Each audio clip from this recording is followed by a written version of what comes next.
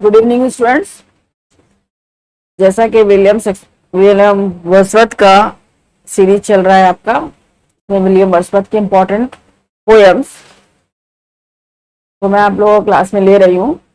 उसी सीरीज में आज आपका जो टॉपिक है, नया टॉपिक है रिजोल्यूशन एंड इंडिपेंडेंस। एक पोएम है जो कि लिरिक है, ठीक है। थोड़ा सा इसके पोएम के बारे में मैंने डिस्क्राइब कर रखा, उसको देखिए, समझिए। कुछ क्वेश्चन इससे बनेंगे और मैं बार बार बोल रही हूं, आपका एग्जाम एकेडमिक नहीं है, वनडे एग्जाम है, ऑब्जेक्टिव का क्वेश्चन आते हैं। तो क्योंकि पोएम आप समझ लीजिए, पोएम का कंटेंट समझ लीजिए, पोएम की स्टोरी समझ लीजिए, तो लाइंस याद रखने में आसानी होती है, या फिर लाइन आ जाती है तो उसको हम पढ़ के समझ सकते हैं कि हाँ, यह कहाँ से ली गई होगी। इसलिए पोएम पढ़ाना थोड़ा जरूरी है। एक्सप्लेनेशन तो आता नहीं आप लोगों का, आप लोगों का आएगा सिर्फ ऑब्जेक्टिव क्वेश्चन, ठीक। 4 ऑप्शंस दिए होंगे, उनमें से one you have to tick out one right answer. Okay, now come to the point. Resolution and Independence. It's the name of a poem by William Wordsworth. And the subtitle is Leech Gatherer. Subtitle is Leech Gatherer. Means कि Resolution and Independence नाम की जो poem है उसको और किस नाम से जाना जाता है? लीच गैदरर के नाम से, ठीक है। तो अगर लीच गैदरर आ जाए ऑप्शन में तो वो भी विलियम वर्ड्सवर्थ के द्वारा लिखी गई, या आपसे पूछ ले कि लीच गैदरर कहां पर है, तो रिजोल्यूशन एंड इंडिपेंडेंस पोएम में है, या पूछ ले रिजोल्यूशन एंड इंडिपेंडेंस का सब टाइटल क्या है, तो वो हो जाएगा आपका लीच गैदरर, ठीक। या पूछ ले लीच गैदरर का मेन टाइटल क्या है, तो हो जाएगा रिजोल्यूशन एंड इंडिपेंडेंस। तो कई तरह से क्वेश्चन आपके बन गए, ठीक है। Now come, it was compose in May 1802. It was composed in 1802. Composition पूछ लेता है कब लिखी गई, कब पोएट ने लिखा, तो 1802 यानी 1802 में लिखा गया। कंपोज क्या है, क्वेश्चन आपका ये बन गया। अब पोएम की हिस्ट्री थोड़ी समझ लीजिए, एक स्टोरी टाइप की पोएम है ये। एक्चुअल में पोएम को थोड़ा सा मैं आपको ऐसे वर्बली बता दे रही हूँ, फिर इसके बाद इस पर आएंगे जो मैंने यहाँ पे लिख पाया है। एक्चुअल में क्या है, जो पोएट है वो लाइफ को, उसके देखने का जो नजरिया है वो यहाँ पर दिखाने की कोशिश की गई है कि यहाँ पर मतलब पोएट जो है वो दिखाया कि हम जब बच्चे होते हैं तब हमारी लाइफ कैसी होती है, जब हम बड़े होते हैं तब हमारी थिंकिंग कैसी होती है, और जब हम और थोड़ा अडल्ट होते हैं तो और हमारी थिंकिंग कैसी होती है। लेकिन जैसे जैसे हम ओल्ड एज को अप्रोच करते हैं, स्पेशली पोएट अपने बारे में यहाँ पे बोल रहा है और जनरली कुछ लोगों को लेके बोल रहा है, जैसे जब अप्रोच करते हैं तो हम अपने फ्यूचर को लेके चिंतित होने लगते हैं। इनसिक्योरिटी हमें परेशान करने लगती है। वो इनसिक्योरिटी किसी भी तरह की हो सकती है, बच्चे से लेकर हो सकती है, मनी से लेकर हो सकती है, हेल्थ से लेकर हो सकती है, लाइफ पार्टनर को लेकर हो सकती है, वो किसी भी तरह की इनसिक्योरिटी हो सकती है। तो इसी दौरान पोएट जो है थोड़ा सा, चूंकि नेचर पोएट तो है ही है, तो नेचर की ब्यूटी को तो ये अप्रिशिएट करते ही है, नेचर की ब्यूटी को तो अप्रिशिएट करते हुए इस पोएम में दिखाते हैं कि वो कैसे, एक समय ऐसा भी आता है उनकी लाइफ में जब वो बहुत पजल्ड हो जाते हैं, बहुत ज्यादा वो डिस्टर्ब हो जाते हैं और उनकी थिंकिंग निगेटिव हो जाती है। इसी दौरान उनकी मुलाकात एक लीच गैदरर से होती है जो कि बहुत ही बूढ़ा आदमी है, डबल बेंट होता है। डबल बेंट मतलब कि 2 गुना झुका हुआ है, इसका मतलब काफी एज, 2 गुना झुका का मतलब काफी एज, और वो लीच गैदरर है। और नियर अबाउट उसके 10 बच्चे थे, जिनमें से शायद मैं अभी पोएम में बता दूंगी 10 थे, इनमें से 9th का शायद पता नहीं था, एक ही बचा, वो हम पोएम में भी डिस्कस कर लेंगे। तो ये दिखाने की कोशिश किया है कि एक बूढ़ा आदमी जो अपनी पूरी जिंदगी जिया और लास्ट मोमेंट पे भी जब वो एकदम अपने नियर टू डेथ, मतलब डेथ कभी भी उसको आ सकती, इतना बुरा है, उस दौरान भी वो बड़े तल्लीनता से, बड़े मगन होकर, बड़े मन से वो क्या कर रहा है, लीच को इकट्ठा कर रहा है, ठीक। लीच गैदरर इसे नाम पड़ा है।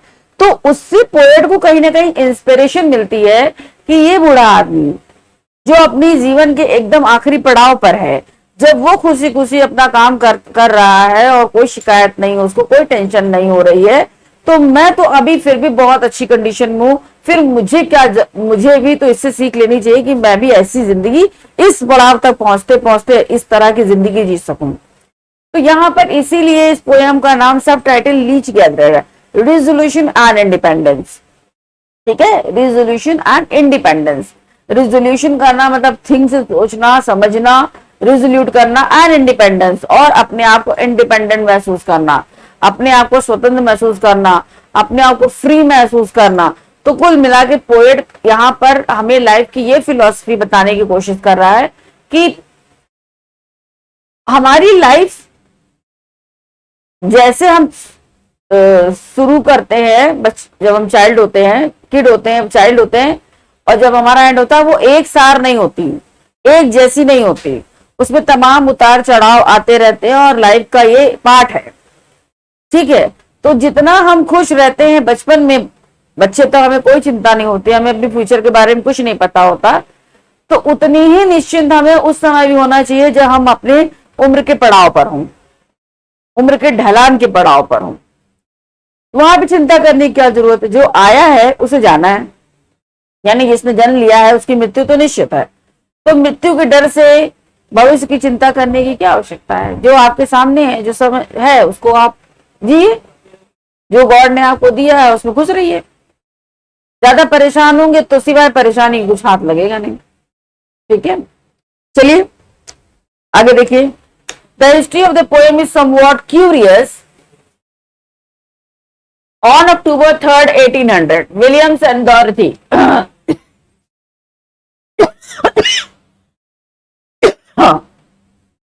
on October 3rd October 1800 को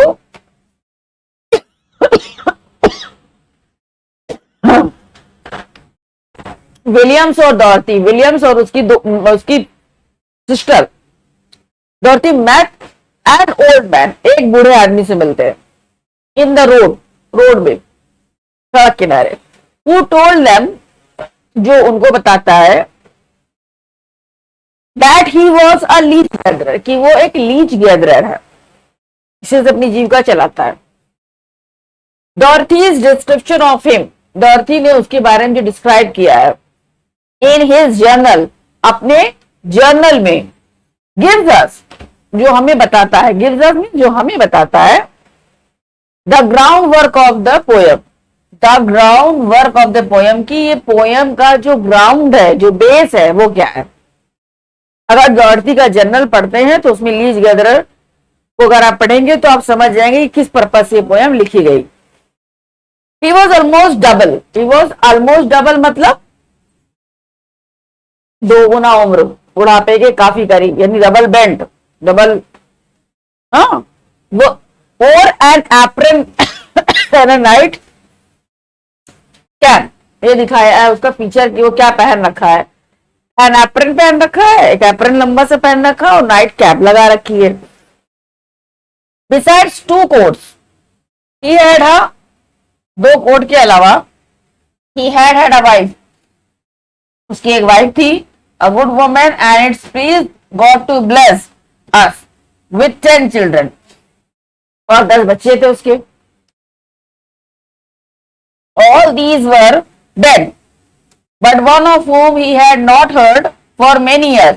उनमें से लगभग सबकी डेथ हो गई, लेकिन एक है जो सेलर, जो एक सेलर था, नाविक था, उसका काफी सालों से कुछ अता पता नहीं है। His trade was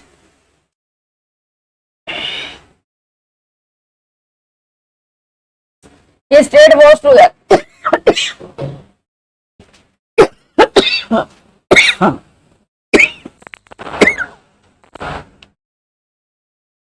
his trade was to gather leech, but now leeches are scarce and he had not strength for it.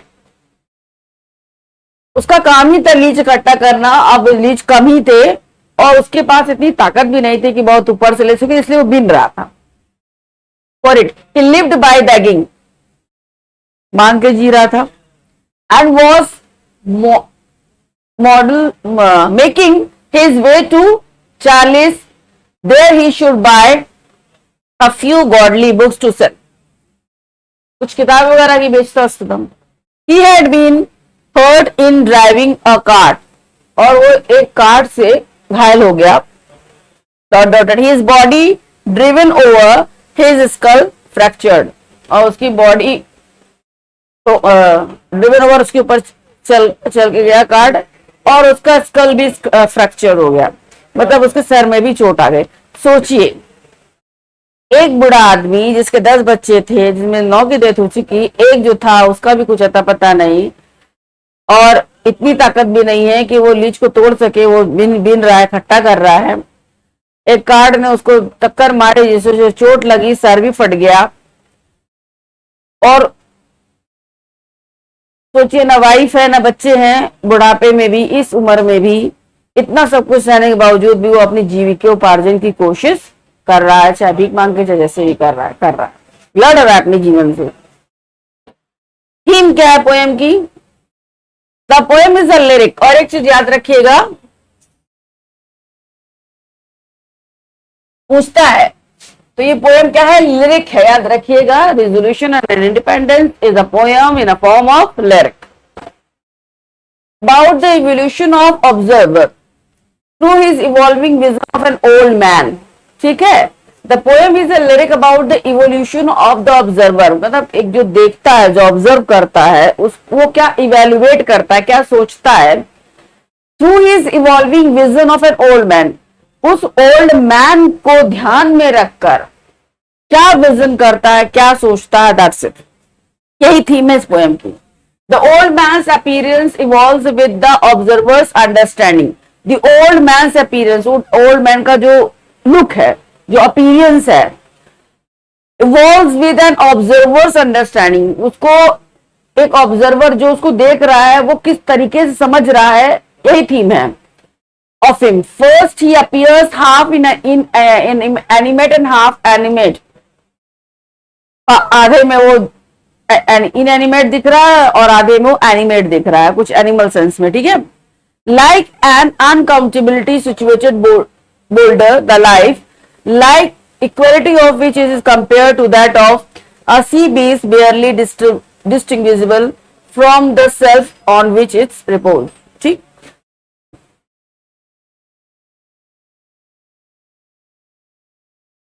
resolution and independence has some relevance to the personal problem with which Wordsworth। अब यहां देख लीजिएगा, resolution and independence,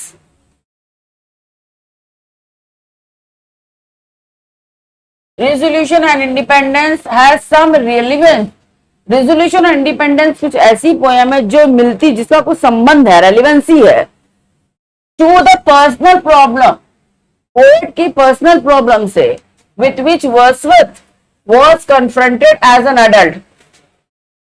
ठीक, सामना हुआ उसका जब वो बड़ा हुआ, जब वो एडल्ट हुआ, तो उस लीच गैदरर की लाइफ और इसकी लाइफ में कुछ रेलिवेंसी थी। ठीक, कुछ मिलता जुलता था। द साइकोलॉजिकल प्रॉब्लम, जो साइकोलॉजिकल प्रॉब्लम, सोच की बात है, as he sees it in this poem, जैसा वो अपनी इस पोएम में देखता है, is the melancholia with which he is now afflicted। जो melancholy, जो दुख उसे वो मिला, जो दुख उसने महसूस किया, वही कनेक्ट करता। अब सीधी सी बात है, अब लीच गैदरर की अगर लाइफ को लेते हैं, लीच गैदरर की लाइफ और अपनी लाइफ को से रेलिवेंट कर रहा है कि भाई मेरी लाइफ, उसकी लाइफ में भी कुछ प्रॉब्लम आई थी, वर्dsworth की लाइफ में भी बहुत सारी प्रॉब्लम आई थी, ऐसा नहीं है कि स्मूथ लाइफ थी। लेकिन हर किसी की लाइफ में प्रॉब्लम आती है, जरूरी नहीं है कि मतलब कि कोई, जरूरी नहीं कि प्रॉब्लम गरीबों को आती है या अमीरों को आती है या मिडिल क्लास फैमिली को, ऐसा बिल्कुल नहीं है। प्रॉब्लम सबकी आती है, हर इंसान अपने लेवल पर प्रॉब्लम को टैकल भी करता है। ठीक है, जो जिस लेवल पर होता है उस लेवल से प्रॉब्लम को टैकल करता है। बाकी नेचर है, बाकी नेचर है, फेथ है, डेस्टिनी है, कई चीजें हमारी लाइफ में रोल प्ले करती है। कोई एक चीज केवल रोल प्ले नहीं करता, लेकिन फील करता है इंसान ना। जैसे होता है कि कुछ लोग बहुत सेंसिटिव होते हैं, और कुछ लोग होता है ठीक है लाइफ में कुछ घटना घटी, उसके बाद फिर आगे बढ़ गए, भूल गए, कुछ दिनों बाद चलो होता था, हो गया, खत्म बात, फिर अपनी लाइफ में आगे बढ़ गए, फिर कुछ करने लगे, फिर कोई प्रॉब्लम आई उसको टैकल किया, देखा जिस तरह की प्रॉब्लम आई जिस तरह से भी वो सॉल्व हो सकता था किया, फिर वो जैसी कंडीशन खत्म हुई, वो प्रॉब्लम खत्म हुई या वो कंडीशन खत्म हुई, वो सिचुएशन खत्म हुई, फिर आगे बढ़े, फिर भूल गए। तो कुछ लोग एकदम नॉर्मली ऐसी लाइफ जी लेते हैं, लेकिन कुछ लोग बड़े सेंसिटिव होते हैं, जिनकी लाइफ में छोटी सी बात हो या बड़ी बात हो, वो अपने दिल पे ले लेते हैं, या दिल पे लेना उनका स्वभाव होता है। और उसी तरह वही लोग राइटर भी बनते हैं, ये भी जान लीजिए। कॉमन मैन राइटर नहीं बनते। जिनके लाइफ में प्रॉब्लम आई, देखा ठीक है प्रॉब्लम खत्म हो गई या जो भी स्थिति हुई, फिर आगे बढ़ गए, छोड़ो हटाओ, फॉरगेट दैट, तो वो पोएट नहीं बनते, वो लेखक नहीं बनते। जो पोएट होते हैं, जो राइटर होते हैं, बहुत सेंसिटिव होते हैं, वो हम अपनी सोसाइटी को बहुत ही डीपली ऑब्जर्व करते हैं, और कहीं ना कहीं कुछ प्रॉब्लम उनकी दूसरे लोगों से रेलिवेंट होती है या मिलती जुलती है, तो बहुत टचिंग करती है। तो वो कुछ ऐसा देखकर, सामने कुछ ऐसे इंसिडेंट को देखकर फिर उनको अपनी पुरानी बातें याद आ जाती हैं, जिससे वो रेलिवेंट करते हैं और फिर वो कुछ ना कुछ लिख देते हैं। इस तरह से हुआ आपका रेजोल्यूशन और इंडिपेंडेंस। अच्छा, रेजोल्यूशन और इंडिपेंडेंस तो एक पोएम है ही इनकी। आप वर्ड्सवर्थ की जितनी पोएम मैंने पढ़ाई है या अभी जो भी मैं पढ़ाऊंगी, आप उसको देखिए, बहुत ही सेंसिटिव है पोएट। नेचर पोएट तो है ही, लेकिन बहुत सेंसिटिव पोएट भी हैं। अगर सेंसिटिव नहीं होते तो छोटी छोटी बातों को वो माइन्यूटली ऑब्जर्व नहीं करते, और माइन्यूटली ऑब्जर्व करने के बाद उसको वर्ड्स में पिरोते नहीं, उसको वर्ड फॉर्म नहीं देते, उसको पोएम का फॉर्म नहीं देते, और आज हम उसको पढ़कर अपनी लाइफ से कनेक्ट नहीं कर रहे होते, अपनी लाइफ से रेलिवेंट नहीं कर रहे होते, तो कहीं ना कहीं मैसेज तो छोड़ता है। पोएट प्रॉब्लम बताता है तो उसके बाद वो क्या सोचता है वो भी बताता है, और एट सम वॉट वो सोल्यूशन भी बताता है, और सबसे बड़ा सोल्यूशन यही बताता है, go to nature, be in contact of nature, nature के कॉन्टेक्ट में रहो। नेचर कॉन्टेक्ट में रहना मीन्स गॉड के कॉन्टेक्ट में रहना। ठीक, तो ये है आपका poem.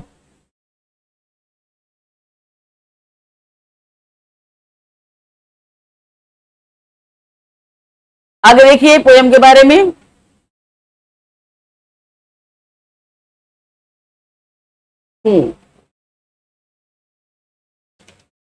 It was publish in 1807, compose इन 1803। देखिए 1803 दिया है, याद रखिएगा, कहीं 1802 भी दिया है।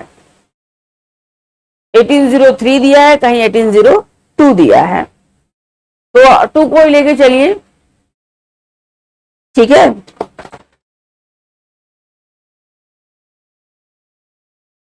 हम्म, 1802, ठीक। कंपोज हुई 1802 में, और पब्लिश कब हुई, किताब के फॉर्म में, बुक के फॉर्म में कब आई, 1807 में। तो दोनों की डेट अलग अलग है। पब्लिकेशन डेट पूछेगा तो 1807 और 1807, और अगर कंपोजिशन डेट पूछेगा तो 1802, ठीक। The poem describes Wordsworth encounter with the leech gatherer near his family in the lake district of England. An important thing, आपसे ये भी क्वेश्चन पूछ सकता है, लेक डिस्ट्रिक्ट, ठीक। The poem describe Wordsworth encounter, the poem describe करता है किस तरह से पोएट एनकाउंटर होता है, मीट मिलता है, एनकाउंटर मीन मीट मिलता है, with leech gatherer near his family, अपनी उसकी फैमिली के पास, near his family, in the lake district of England. और मुलाकात कहाँ होती है उस लीच गैदरर की से, लेक डिस्ट्रिक्ट में। याद रखिएगा, ये भी क्वेश्चन बनता है, ठीक, कि उस बंदे से उसकी मुलाकात कहाँ हुई, उस बंदे से वर्ड्सवर्थ की मुलाकात लेक डिस्ट्रिक्ट में ही हुई, इंग्लैंड में, ठीक है। ये रियल स्टोरी है। The subtitle of the poem is leech gatherer, ये मैंने आपको पहले बता दिया, इंपॉर्टेंट है subtitle leech gatherer. The poem is in 2 volume, कितने वॉल्यूम में है ये भी क्वेश्चन हो सकता है कि कितने वॉल्यूम में, चूंकि 20 स्टैंजा है, याद रखिएगा, स्टैंजा 20 है, तो मेरे ख्याल से 1 to 10 1 वॉल्यूम, और 11 to 20 2 वॉल्यूम, तो 2 वॉल्यूम में पोएम है। Having 20 stanza of 7 line each, 20 stanza है और 1 स्टैंजा में 7 लाइन्स, ये भी क्वेश्चन बन सकता है, ठीक। अब आइए, written in rhyme all stanza, किस फॉर्मेट में लिखी गई है। लिरिक तो है ही है, लेकिन जो फॉर्म है, मीटर है, वो किस में लिखा गया, राइम रॉयल स्टैंजा। इससे भी क्वेश्चन बन सकता है। From rhyming scheme A B C C, ठीक है, ये भी क्वेश्चन बन सकता है। क्या सिस्टम है, ए बी सी सी, ठीक। This is a lyric. Resolution in this poem means determination to succeed. Resolution का मतलब क्या है, रेजोल्यूशन का मीन्स होता है डिटर्मिनेशन टू सक्सीड, डिटरमाइन होना, दृढ़ निश्चय करना, टू सक्सीड सफल होने के लिए, ठीक। इसके बाद in opening stanza Wordsworth tells how he is wandering in the moods during. In the opening stanza, Wordsworth tells how he is wandering in the mood during sunrise, enjoying the beauty of nature. तो इस opening line में ही, starting में ही poem का आप देखेंगे कि वर्dsworth बताता है कि किस तरह से वंडर वो इधर उधर घूम रहा था, होता नहीं wandering, how wandered as a daffodils का है ना, wander as a lonely cloud. तो ये उनका नेचर ही था घूमना फिरना, इसी तरह से ये यहां पर भी घूम ही रहते। In the moors, moors means होता है टीला, मिट्टी का टीला, ऊंचा नीचा टीला जिसपे घास जमे होते हैं। ड्यूरिंग सनराइज, जब सूर्य उग रहा होता है, पोयम की स्टार्टिंग ही यहीं से होती है। Enjoying the beauty of nature, और चूंकि नेचर पोएट है तो जो नेचुरल साइट है वो बहुत अट्रैक्ट करते थे इनको, ठीक। After that he is saddened by the thoughts of his future solitude, pain of heart, distress and poverty। अब देखिए, स्टार्टिंग तो नेचर की ब्यूटी से हुआ, लेकिन बाद में क्या हुआ, after that he is saddened, saddened मतलब दुखी हो जाते हैं, बाय द थॉट्स, इस विचार के आने के बाद, इन विचारों के आने के बाद, ऑफ हिज फ्यूचर सॉलिट्यूड, कि वो अपने फ्यूचर में जब अकेलापन महसूस करते हैं, पेन ऑफ हार्ट, उनके दिल में जो दर्द होता है, यहाँ दिल का दर्द मतलब यहाँ हार्ट पेन का मतलब वो जो कार्डियक प्रॉब्लम नहीं है, प्रॉब्लम यहाँ पे साइकोलॉजिकल प्रॉब्लम है। चूंकि सेंसिटिव इंसान थे तो उनको बातें दिल पे लगती थी, ठीक। डिस्ट्रेस एंड पॉवर्टी, और tension, distress tension and poverty गरीबी भी, मतलब भाई हर इंसान को फाइनेंशियल वरी तो होती है, खास करके बुढ़ापे में, कि भाई आपके पास पैसा नहीं रहेगा तो कुछ मुसीबत आती है तो मेरा इलाज कैसे होगा, मेरा खाना खर्चा कैसे होगा, बच्चे देंगे कि नहीं देंगे, कोई करेगा कि नहीं करेगा। तो ये एक बहुत बड़ी समस्या है और हर किसी के लाइफ में है, ठीक है। बहुत रिच फैमिली है वो अलग बात है, पैसे से संपन्न है, लेकिन मिडिल क्लास फैमिली या पुअर फैमिली में ये चिंता तो रहती ही है, और नहीं है अगर आपके पास तो आपका लाइफ का एंड जो है बहुत बुरा बीतता है, ये भी देखा गया है और ऐसा होता है। तो इस तरह से इनको चिंता करना इनका लाजमी है, और यही बात ये अपनी पोएम के रूप में बता रहे। यहां तक तो मैंने आपको पोएम की ब्रीफिंग कर दी है, थोड़ी सी क्वेश्चन कौन कौन से बन सकते हैं ये बता दिया है। तो थोड़ा स्पीड में चलेंगे, कोशिश करेंगे, जो इंपॉर्टेंट स्टैंजा मुझे लगेगा उसमें मैं बता दूंगी आपको। इंपॉर्टेंट लाइन है, इसको जरा पढ़ लीजिएगा, समझ लीजिएगा। चूंकि आपका एकेडमिक एग्जाम नहीं है, मैं बार बार बोलती हूँ, तो एक्सप्लेनेशन नहीं आएगा आपका, ठीक। स्टैंजा पूछ सकता है, लाइंस पूछ सकता है, कहाँ की लाइन कहाँ से दी गई, तो कुछ इंपॉर्टेंट लाइन मुझे लगेगी तो मैं आपको बता दूंगी। अब आते हैं, फिर भी मैं कोशिश करूंगी मैं आपको पूरी पोएम समझाते हुए चलूं। हाँ,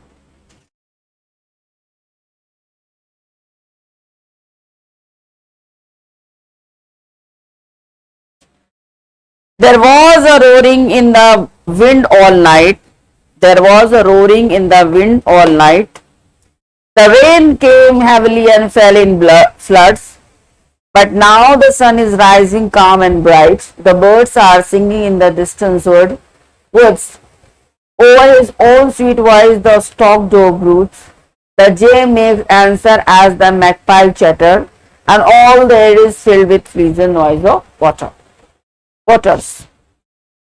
अब यहां पर देखिए, वो ओपनिंग लाइन भी है आपकी, इसको जरा देख लीजिएगा, इंपॉर्टेंट हो सकती है क्योंकि ओपनिंग लाइन है, ठीक है, ओपनिंग लाइन है इसलिए इंपॉर्टेंट हो सकती है ये स्टंजा, देख लीजिए। There was a roaring in the wind all night, मतलब पूरी रात तेज तेज, बहुत तेज हवा चल रही थी, roaring wind all the night. The rain came heavily and fail in flood, और बहुत तेजी से बारिश हुई, एंड फेल इन फ्लड्स, और लगा जैसे कि बाढ़ आ गई, बहुत तेज बारिश हुई। रात भर हवा चली खूब तेज से, फिर खूब तेज से बारिश हुई, और बारिश इतनी ज्यादा हुई ऐसा लगा कि बाढ़ आ गई, यानी काफी पानी बरसा, इसका मतलब है काफी पानी बरसा।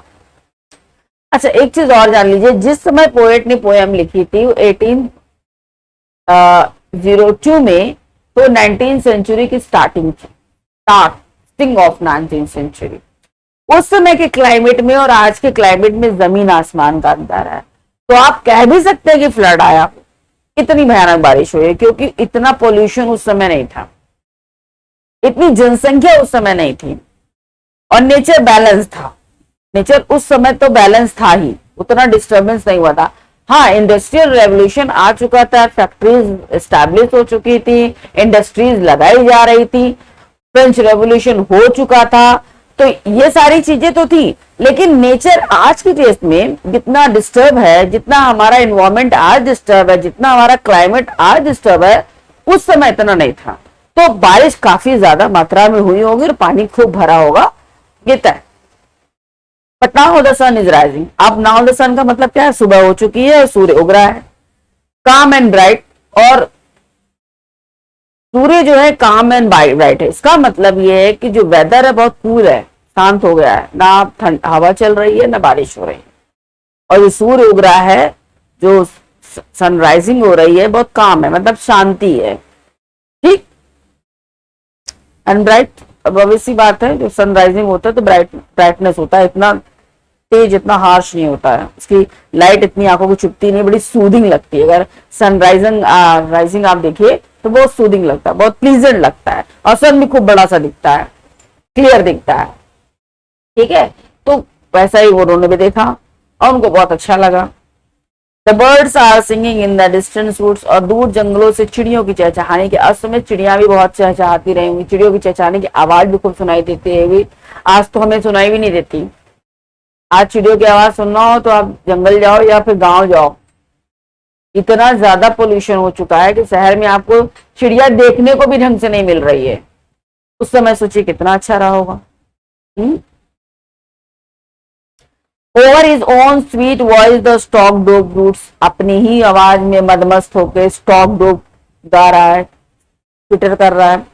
The jay makes answer as the magpie chatter, और जैसे मैकपाई जो एक बर्ड है वो जो सब चैटर कर रही है, चिपरिंग कर रही है, चहचहा रही है, तो उसी तरह से जे भी उसको आंसर कर रहा है। And all the air is filled with pleasant noise of waters, और पूरी जो एयर है, हवा है, वो पानी की जो ठंडक होती है उससे भरा हुआ है।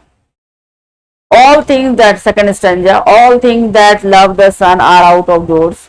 All things that love the sun are out of doors. The sky rejoices in the morning's birth. The grass is bright with raindrops on the moor. The hare is running races in her mirth, and with her feet she foam. From the plushy earth raises a mist that, glittering in the sun, runs with her all the way, whether she doth run. अब देखो यहां पर क्या है, second stanza में क्या कह रहा है, all things that love the sun are out of doors, वो सारी चीजें जो सन को पसंद करती हैं वो सब घर से बाहर आ चुकी हैं। इसका मतलब समझते हैं, इंग्लैंड की बात हो रही है, तो इंग्लैंड एक ठंडा प्रदेश है, ठीक है, वहां पर सन राइजिंग होना, सूर्य का दिखना बहुत ही प्लीजेंट माना जाता है। तो सारी चीजें जो सन को पसंद करती हैं वो घर के बाहर आ गई। The sky rejoice in the morning birth, और सुबह सुबह जो स्काई है उसमें भी आनंद दिख रहा है, स्काई भी आनंद महसूस कर रहा है, सन निकला है तो स्काई को भी आनंद महसूस हो रहा है, यानी स्काई भी साफ साफ दिखने लगी है और सूर्य की किरणों से भर गई है, बादल भी दिखने लगे कुछ इस तरह से। The grass is bright with rain drops, और जो ग्रास है, घास है, जो जमीन पे घास उगती है, उस पे जब रेन ड्रॉप पड़ती है तो वो उस पे जो डस्ट लगी होती है, जो धूल लगी होती है, वो साफ हो जाती है। तो वो अपनी पूरी जो ग्रीनीनेस है, जो हरापन है, वो और खिल के सामने आता है। आप देखिए पेड़ों पर बारिश के समय, ऐसे देखिए नॉर्मल दिनों में तो पेड़ कुछ मटमैले गंदे से दिखते हैं, पत्तियां उनकी दूर से ही, लेकिन अगर जब बारिश होती है तो हरे भरे खिले खिले साफ साफ दिखने लगते हैं। ऑन द मोर्स, ठीक, मोर्स वही टीले। The head is running races in her mouth, और हेयर मतलब खरगोश का बच्चा भाग रहा है इधर उधर इधर उधर, ठीक। And with her feet see from the placy earth raises a mist, और with her feet, और उसके पैरों में, see from the placy earth, जो अर्थ है जो अब मटमैली हो गई, मिट्टी से भर गई है, मतलब पानी पड़ने से वो मिट्टी उखड़ आएगी पैर रखने पे। runs with her all the way, और पैरों में उसकी मिट्टी लग जा रही है, उस मिट्टी के साथ वो सब जगह भाग रहा है। wherever she that run, जहां भी दौड़ के जा रहा है, भाग रहा है। अच्छा, इतने में देखिए क्या यहाँ कहीं दुख दिखाई दे रहा है आपको? इन दोनों स्टेंजा में कहीं नहीं दिख रहा है। तो यहाँ पर पोएट ने पहले नेचर को, नेचर में जो भी चीज हमारे इर्द गिर्द, उसको, उसकी ब्यूटी को पहले अप्रिशिएट किया, उसकी प्रशंसा की, उसके बारे में बताया, उसका डिस्क्रिप्शन किया। आगे आपको पता चलेगा धीरे धीरे। अब यहाँ पे देखिए थर्ड स्टेंजा में, I was a traveler then upon the moor. I saw the air that raced about with joy. I heard the woods and distant waters roar, or heard them not as happy as the boy. The pleasant season did my heart employ. My old remembrance went from me wholly, and all the ways of men so vain and melancholy. हम यहाँ पे देखिए, I was a traveler then upon the moor. मैं एक traveller, अब traveller का मतलब जैसे यहाँ ट्रेवलर तो नहीं था, मतलब होता क्या, ये दिखाना चाह रहा है जैसे ट्रेवलर होते हैं ना, जाते हैं, ट्रेवल करते हैं, तो उबड़ खाबड़ रास्ते से होते हुए जाते हैं, सीधा प्लेन भी उनको मिलता है पाथ, और जिगजैग भी मिलता है, ठीक है। तो इसी तरह से जो मूर है, जो उबड़ खाबड़ ऊंचा उटीला टाइप का है, तो मैं भी एक ट्रेवलर की तरह वहां पे जा रहा था, जैसे ट्रेवलर जाता है। I saw the hair that raced about with joy, और मैंने एक हेयर को देखा, एक खरगोश के बच्चे को देखा, that raced about with joy, ऐसा लग रहा था जैसे वो भी मेरे साथ रेस कर रहा हो, मेरे पीछे पीछे भाग रहा है खुशी खुशी।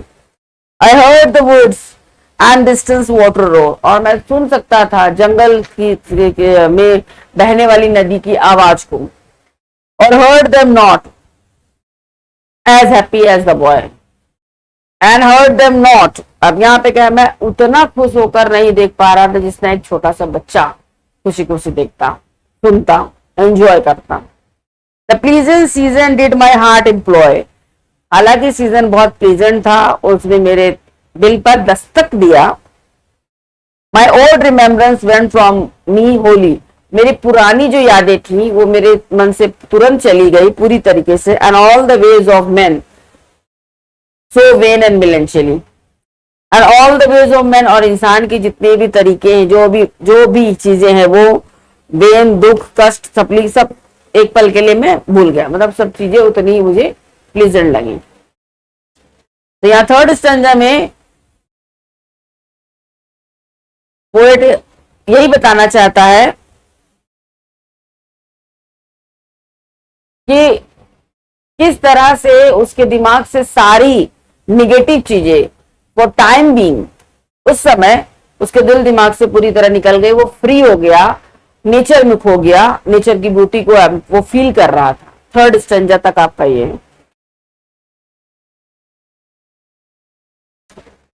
नाउ द फोर्थ स्टैंजा से थोड़ा सा चेंजेस आएगा। But as it sometime changed from the milk, but as it sometimes changed from the might or joy in mind that can no further go, as high as we have mounted in delight in our dejection, do we sing as though to me that morning did it happen so, and fears and fancies thick upon me came, dim sadness and blind thoughts I knew not nor could name। अब देखिए यहाँ poet क्या कहना चाह रहा है, but as it sometime change, लेकिन तो है ना, मन कभी स्थिर नहीं होता, मन कभी स्थिर नहीं होता, किसी एक बात पे टिका नहीं होता। तो जो फीलिंग्स है वो आती जाती रहती हैं, फीलिंग्स जो है वो आती जाती रहती हैं, कभी अच्छी कभी बुरी, कभी प्लीजेंट, कभी कुछ तो आता आता रहता है। फोर्थ स्टैंडर्ड में पोएट ने ये समझाने की कोशिश की है, but as it some time, कभी कभी चेंज, बदलता भी है, from the might of joy in minds that can no further go, जो मेरे दिमाग में खुशी महसूस हो रही थी वो ज्यादा देर तक नहीं रही। As high as we have mountain in delight, मैं जितना ही ऊंचा आनंद में महसूस कर रहा था, जितना ज्यादा आनंद को महसूस कर रहा था, in our dejection do we sink as low, तो उतना ही ज्यादा मैं अपनी डिजेक्शन में, अपनी निराशा में मैं डूब भी गया। मतलब जितना मैं आनंद में ऊपर अपने आप को महसूस कर रहा था, उतना ही ज्यादा डिजेक्शन में अपने आप को मैं नीचा लो महसूस कर रहा था। To me that morning did it happen so, और मेरे लिए वो मॉर्निंग कैसी थी। And fears and fancies thick upon me came, मेरे दिमाग में डर भी आ रहा था और तरह तरह की कल्पनाएं भी आ रही थी। डिम सैडनेस, और दुख देने वाली भी बातें आ रही थी। एंड ब्लाइंड थॉट्स, और काले थॉट्स का मतलब खराब गंदे विचार। I knew not nor could name, मैं नहीं जानता था, मैं समझा ही नहीं सकता हूँ। यहाँ पोएट का कहने मतलब नॉर कुड नेम मतलब मैं समझा ही नहीं सकता हूँ, मेरी मना स्थिति कुछ ऐसी थी। फोर्थ स्टंजा में ये स्थिति हो गई। थ्री स्टंजाज में उसने ब्यूटी को अप्रिशिएट किया, नेचर की, और अपने मन में आने वाले थॉट्स को भी बताया और अपनी फ्रीनेस को भी महसूस किया। लेकिन फोर्थ स्टंजा में वो फिर मिलैंकलिक हो गया, फिर से उसने बताया कि कैसे हमारे, बताइए बात सच भी है, आप खुद अपने रियलाइज करके देखो, आपका मन कभी किसी एक चीज पे टिका रह ही नहीं सकता। आप लाख कोशिश कर लो, हो ही नहीं सकता कि अपने विचारों को आप बांध सको, ये हो ही नहीं सकता। अब ये बात और है कि आपके अंदर प्लीजेंट थॉट ज्यादा आते हैं कि अनप्लीजेंट थॉट ज्यादा आते हैं। अब वो प्लीजेंट थॉट आना, अनप्लीजेंट थॉट का आना आपकी टोटल साइकोलॉजी पे डिपेंड करता है कि आप साइकोलॉजिकली स्ट्रांग हैं या वीक हैं, या आप बहुत सेंसिटिव है या इनसेंसिटिव है, इस पर भी डिपेंड करता है। और ऐसा नहीं है, बहुत प्रैक्टिकल में इंसान को भी देखा है बहुत टूटते हुए, क्योंकि दिल सबके पास होता है, क्योंकि दिल सबके पास होता है। बहुत प्रैक्टिकल इंसान है, लेकिन जब अपने ऊपर पड़ती है तो उसका भी दिल दुखता है।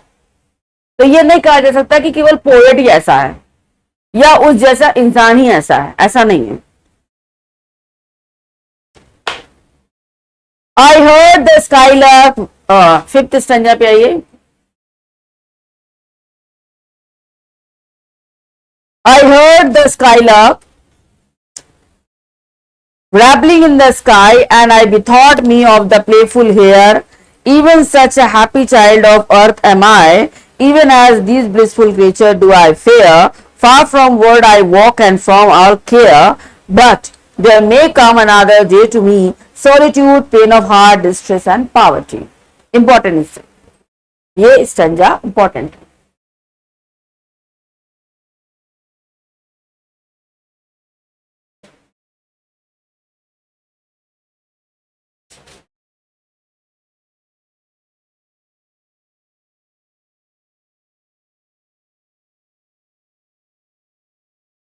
Important stanza. ठीक, this stanza is very important. Opening line is very important and this stanza is important, क्योंकि यहाँ देखिए कुछ बताना चाह रहा है और हम भी अपने आप को, मैं भी अपने आप को रिलेट करती हूँ इनके थॉट्स से। being a human being, being a sensitive human being, I also correlate with him, his feeling, his thoughts. मुझे भी एनर्जी मिलती है, मुझे भी इंस्पिरेशन मिलती है, मुझे भी कुछ मेरे क्वेश्चंस का आंसर मिलता है। इसीलिए तो वर्ल्ड वाइड फेमस है ये, क्योंकि कहीं ना कहीं मनुष्य के मन को ये पोयम छुआ ने, इस पोयम ने छुआ है और सभी ने इस बात को एक्सेप्ट किया है। तभी तो हम हमारे कोर्स में है और पूरी दुनिया पढ़ती है, जहां भी इंग्लिश लिटरेचर पढ़ाया जाता है तो दुनिया पढ़ती है। देखिए फील तो सभी करते हैं, लेकिन अपनी बात को कह सके वर्ल्ड वाइड लेवल पर, वो क्वालिटी सब में नहीं होती। ठीक है, इनमें थी। ठीक, मैंने skylark is the name of a poem, sorry is the name of a bird. ठीक, तो यहाँ पे I heard the skylark brabbling in the sky, मैं स्काई में उड़ते हुए स्काईलॉक को के साउंड को, जो भी वो आवाज निकाल रहा है सुन रही हूँ। And I thought me of the playful hare, और मैं उस प्लेफुल हेयर के बारे में सोच रहा हूँ जो मुझे खरगोश रास्ते में मिला, जो मेरे पीछे पीछे मेरे साथ एक तरह की रेस कर रहा था, जंपिंग जपाक करते हुए कूद फांद कर रहा था इधर उधर। ठीक, तो उसको भी रियलाइज कर स्काईलॉक की आवाज सुन रहा, फिर उसके बाद हेयर के बारे में सोच रहे हैं। दोनों ही नेचर के क्रिएचर हैं, दोनों की जो नेचर है मस्त मौला। कभी किसी चिड़िया पक्षी को परेशान होते देखा है? वो अभी खाना भूख लगी, कहीं खाना जुटाया खा लिया, अगले पल के उसको चिंता नहीं है ना। हम इंसान इतने परेशान, इतने बुद्धिजीवी होने के बाद, इतनी बुद्धि में होने के बाद, इतनी सारी सुविधाएं इकट्ठा करने के बाद, इतनी सारे इन्वेंशंस करने के बाद भी दुखी है। कोई सुख नहीं है। जितना मिलता जाता है हम उतने ही दुखी होते जाते हैं, जितना मिलता जाता है हम उतने ही दुखी हो जाते। ये कंट्राडिक्टरी है हमारे नेचर में। लेकिन एक आप एनिमल को देखो, एक आप बर्ड को देखो, या और भी किसी चीज में, वो नेचर में नेचर की तरह जीता है और नेचर की तरह डेथ हो जाती है उसकी। लेकिन हम इंसान ने अपने लिए मौत को समय से पहले बुला लिया, और सब डेथ हो जाना अनदर बात है, लेकिन तत्से पहले मरते ही रहना, मर के जीना, ये अलग बात।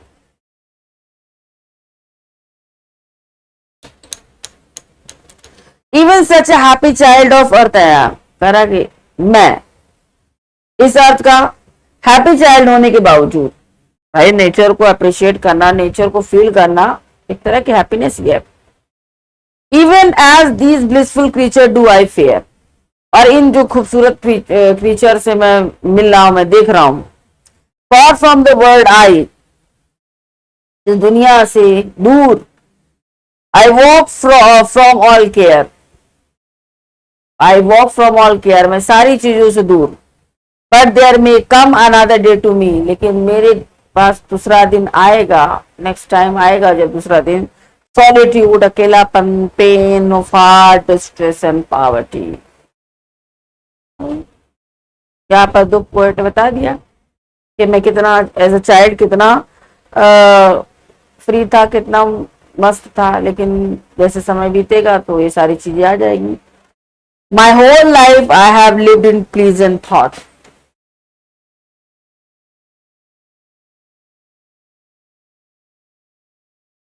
Sixth stanza.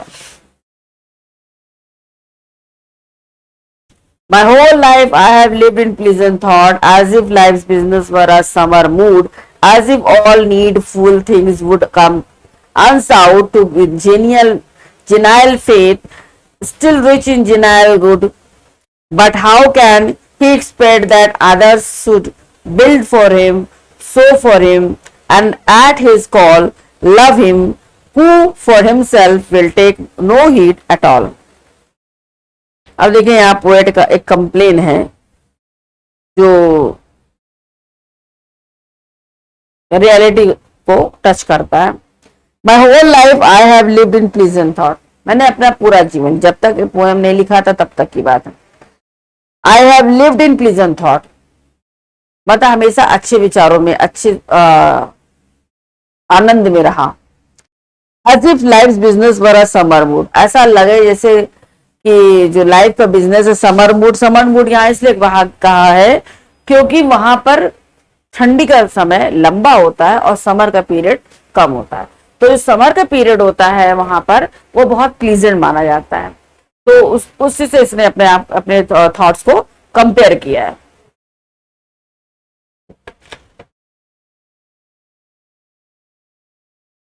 ठीक है, as if all needful things would come unsought, और तो ऐसा लगा जैसे कि सारी नीडफुल थिंग्स, जितनी भी मेरी जरूरत की चीजें थी, बस आ गई, मिल गई। तो genial faith still rich in genial good. ठीक,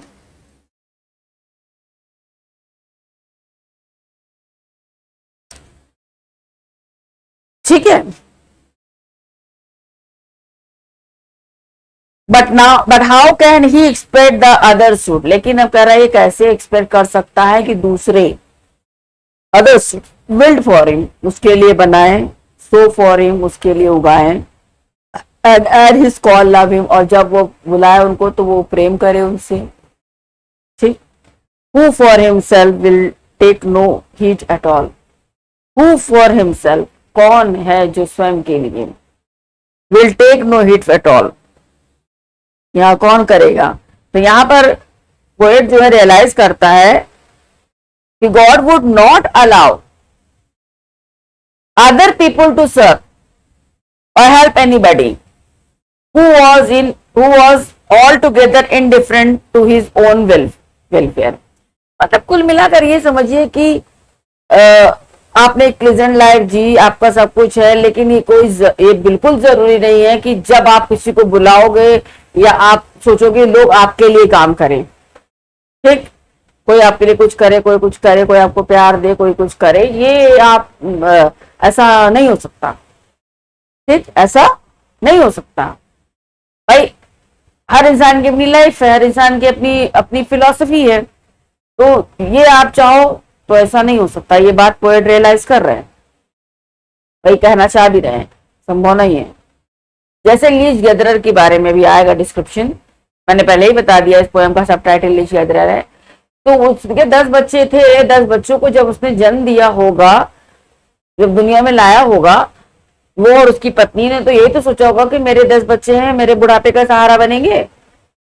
लेकिन उसमें से 9 की डेथ हो गई, एक जो था वो सेलर था, उसका आता पता नहीं कौन सा आता दे रहा था। जो उन्होंने सोचा रहा होगा क्या हुआ, हुआ नहीं हुआ। लेकिन फिर भी अपने लाइफ के एंड में वो लीज गैदरर लगा रहा। यही मैसेज यहाँ पोएट में देने की कोशिश की कि आप एक्सपेक्ट करेंगे दूसरे से तो हमेशा दुखी रहेंगे। Don't expect, do what you can do, do what you can do, वही करो जो आप कर सकते हो।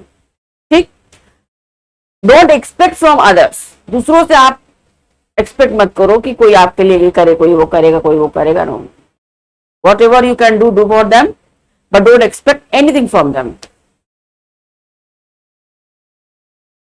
Now the 7th stanza.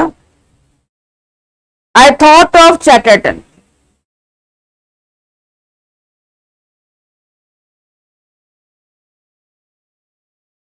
यहां पर जो चैटरटन है,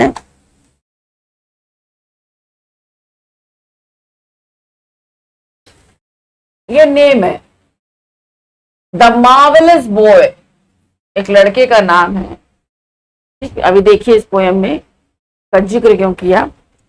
आई थॉट ऑफ चैटरटन, मेरे विचार में आया चैटरटन, द मार्वेलस बॉय, बहुत ही अच्छा लड़का था।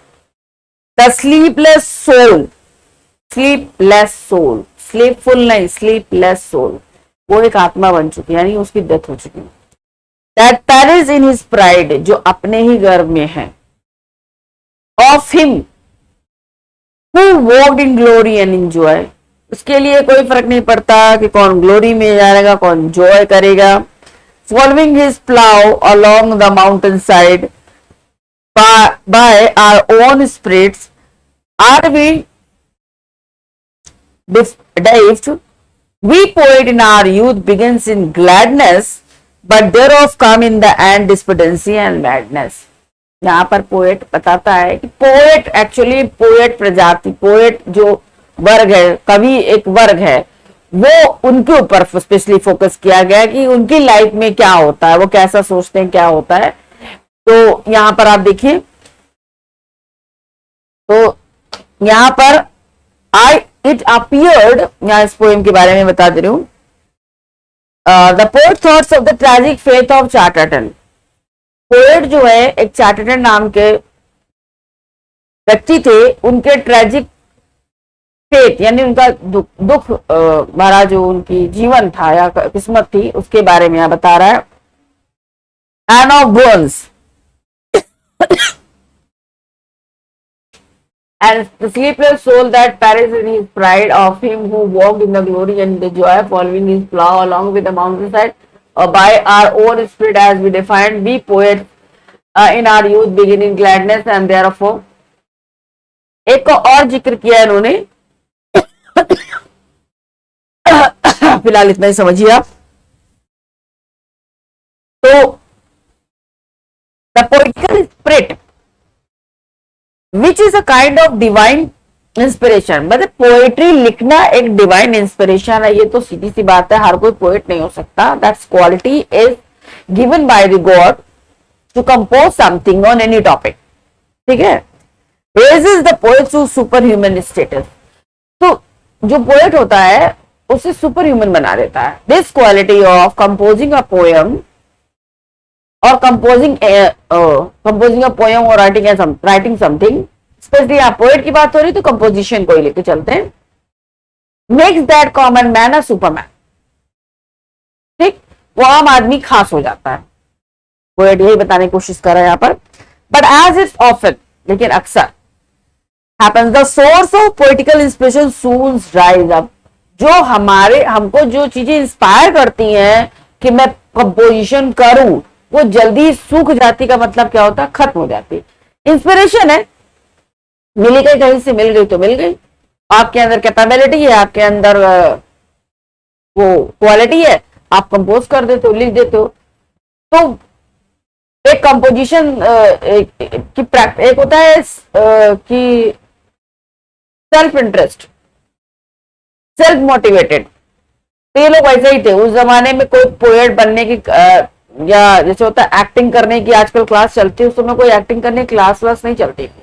One who can perform can do. आज तो तमाम फैसिलिटीज हो गई, ये करो वो करे, सिस्टम बना दिया, मेथड बना दिया, ये तमाम चीजें, लेकिन कुछ चीजें होती है जो जेन्युइन होती है, वो आप लेकर पैदा होते हो। तो यहाँ पोएट ये बताने की कोशिश किया, वो ड्राइड हो जाती कुछ समय बाद। And poet becomes a victim of despair and madness, और पोएट जो होता है वो शिकार हो जाता है किसका, डिस्पेयर एंड मैडनेस, निराशा का और मैडनेस का। कारण ये है डिस्पेयर और मैडनेस का इसलिए हो जाता है क्योंकि इंस्पिरेशनल होते हैं ना, इंस्पायर करने वाली कोई चीज इंस्पायर करी, पॉजिटिव मिली तो कुछ अच्छा लिख दिया, अब कोई चीज नेगेटिव मिल गई तो डिस्टर्ब हो गए। तो ये थोड़ा फ्लैक्चुएट टाइप की पर्सनालिटी होती है, स्थिर नहीं होती है। क्योंकि एक टैलेंट होता है कंपोजिशन का, इसलिए लिख लेते हैं, बढ़िया लिख लेते हैं, अच्छा लिख लेते हैं, टचिंग लिख लेते हैं। तो इसीलिए इनकी लाइफ में एक पॉइंट ऐसा आता है, specially one who is poet, despair and madness, ऐसा विलियम वर्ड्सवर्थ का कहना है। आजकल तो पोएट्री ही नहीं कोई ढंग से लिख पाता, जो वो लिख दिए अपने आप को पागल मानते हुए, अपने आप को डिजेक्टेड मानते हुए, आज का इंसान नहीं लिख पा रहा, वो क्वालिटी मेंटेन नहीं हो पा रही है।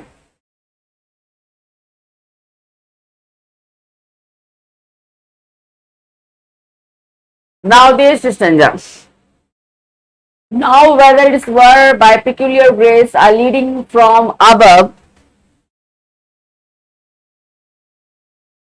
or something given, it befell that in this lonely place, when I with these untoward thoughts had striven beside a pool bare to the eye of heaven, I saw a man before me unawares, the oldest man he is second that ever wore gray hairs. Eighth stanza में क्या कहता है, it appear to the poet that god himself showed the way to fight against dejection. Eighth stanza में कह रहे हैं कि God ने खुद उनको रास्ता दिखाया कि किस तरह से वो अपने डिजेक्शन से लड़े। While the poet was trying to recover from his fits of melancholy, जब पोएट अपने मेलेंचली के फिट से दौरा पड़ रहा था ना उनको पागलपन का, उससे निकलने की कोशिश कर रहे थे, into which he had fallen, तो उन्होंने देखा, Fallon he notice a very old man, एक बहुत ही बूढ़े आदमी को देखा, besides a pool laying flat under the sky, जो एक पूल के पास चुपचाप एक बेयर जमीन पर लेटा हुआ है। तो चलिए यहां तक कि आपको एथ स्टैंजा आज का है, नेक्स्ट क्लास में हम आगे के स्टैंडर्ड को पढ़ाएंगे। अब यहाँ पे देखिए ये चीज बहुत इंपॉर्टेंट है। It was really the good luck of the poet, और इन्होंने खुद पोएम में अप्रिशिएट किया है कि गॉड ने खुद उनको रास्ता दिखाया। गॉड भी नहीं चाहते थे कि ये पागल हो, रिजेक्टेड हो। गॉड ने इनको खुद रास्ता दिखाया कि ऐसे आदमी को उनके सामने पेश कर दिया जो अपने लाइफ के एकदम लास्ट पड़ाव पे चल रहा था, और उसके बाद भी वो अपनी लाइफ को कितने इजीली स्पेंड कर रहा था, और किस तरह से अपने डे टू डे लाइफ में लगा हुआ है, प्लीजेंट है, खुश है। तो ये एक इंस्पिरेशन मिला पोएट को। उसने हेयर को देखा, स्काई लार्क को देखा, बर्ड्स की साउंड सुनी, चैटरटन के बारे में सोचा, अपने बारे में सोचा। लेकिन यहाँ, और जब वो डिजेक्टेड और अपने आप को मैड फील कर रहा था कि मैं पागल हो जाऊंगा, मैं रिजेक्टेड हो जाऊंगा ऐसा जैसे, तो गॉड ने उसको उनके सामने एक बूढ़े आदमी खड़ा कर दिया। ये दिखाता है कि जो सुपर पावर है वो तो सुपर पावर है ही, वो हमारे आसपास बहुत सारी चीजें रखता है। जिस तरह से आपको इंस्पिरेशन मिली, आप कंपोजिशन की क्वालिटी मिली, उसी तरह से गॉड ने आपको समझने के लिए भी एक मौका दिया कि देखो लाइफ का ये भी एक रूप होता है। This is also a part of life, this is also kind of life that which that man is leading. Having children's wife, he has lost everything at the moment, at the last moment of his life. He is still surviving, is still living, is still doing something to live with dedication. That is an example for the reality of life. Okay? So now today's I have told you, I have teach you 8 stanzas of resolution and independence. Rest of the stanzas I will take in next class. Okay? Thank you. Have a nice day.